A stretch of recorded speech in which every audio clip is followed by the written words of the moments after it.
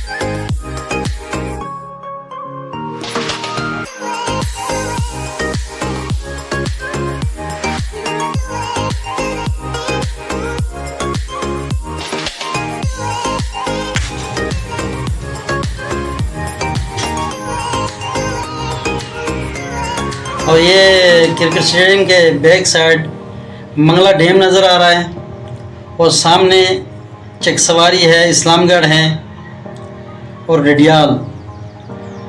बहुत खूबसूरत मंज़र है। आप भी अगर यहाँ का विज़िट करना चाहें, कभी भी मौसम अच्छा हो,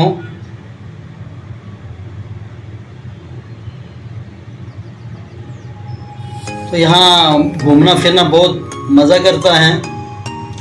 बहुत इलाका खूबसूरत है माशाल्लाह। वो देखिए डैम नज़र आ रहा है, इस्लामगढ़, चक सवारी।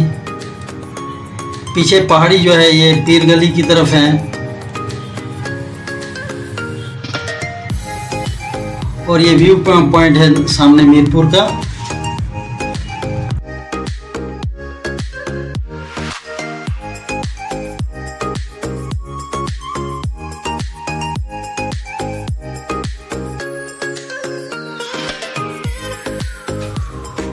ओके गाइस, इंशाल्लाह फिर नेक्स्ट वीडियो लेके ज़रूर हाजिर होऊंगा। तब तक के लिए अल्लाह हाफिज़।